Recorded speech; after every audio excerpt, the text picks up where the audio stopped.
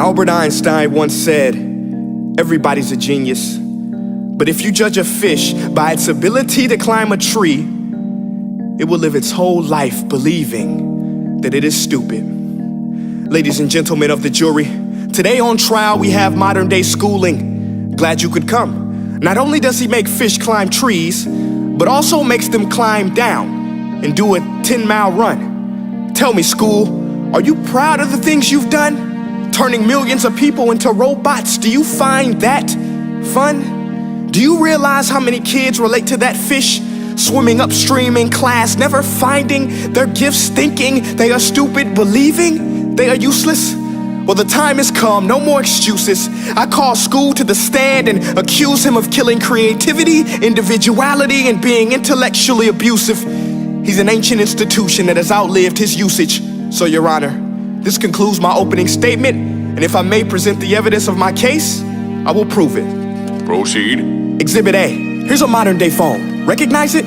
Here's a phone from 150 years ago. Big difference, right? Stay with me. Here's a car from today, and here's a car from 150 years ago. Big difference, right? Well, get this. Here's a classroom of today, and here's a class we used 150 years ago. Now, ain't that a shame? In literally more than a century, nothing has changed. Yet you claim to prepare students for the future? But with evidence like that, I must ask, do you prepare students for the future or the past? I did a background check on you and let the record show that you were made to train people to work in factories, which explains why you put students in straight rows, nice and neat, tell them sit still, raise your hand if you want to speak, give them a short break to eat, and for 8 hours a day tell them what to think. Oh, and make them compete to get an A letter which determines product quality, hence grade A of meat.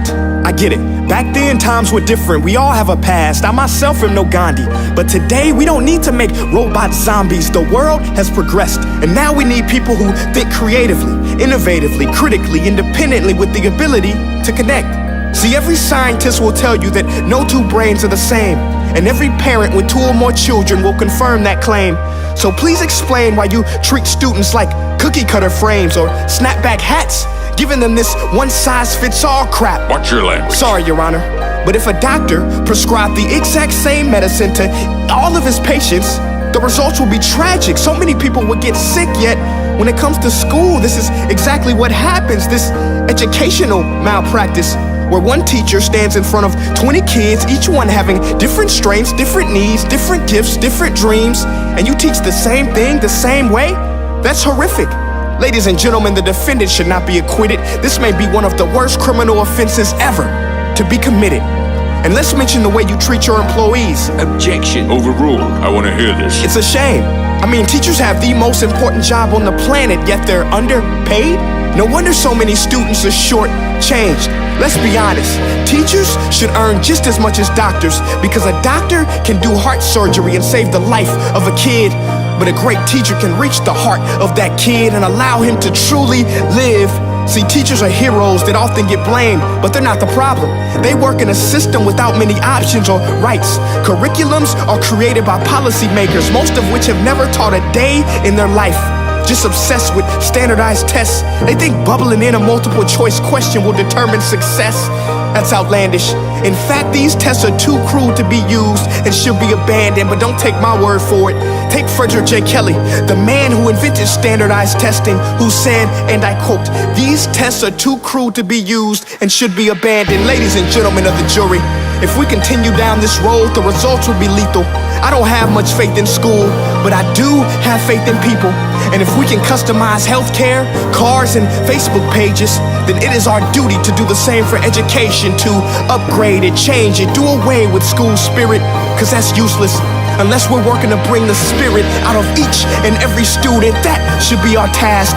No more Common Core. Instead, let's reach the core of every heart in every class. Sure, math is important, but no more than art or dance. Let's give every gift an equal chance. I know this sounds like a dream, but countries like Finland are doing impressive things. They have shorter school days, teachers make a decent wage, homework is non-existent, and they focus on collaboration instead of competition. But here's the kicker, boys and girls. Their educational system outperforms every other country in the world. Other places like Singapore are succeeding rapidly. Schools like Montessori, programs like Khan Academy, there is no single solution. But let's get moving, because while students may be 20% of our population, they are 100% of our future. So let's attend to their dreams, and there's no telling what we can achieve. This is a world in which I believe, a world where fish are no longer forced to climb trees. I'll rest my case.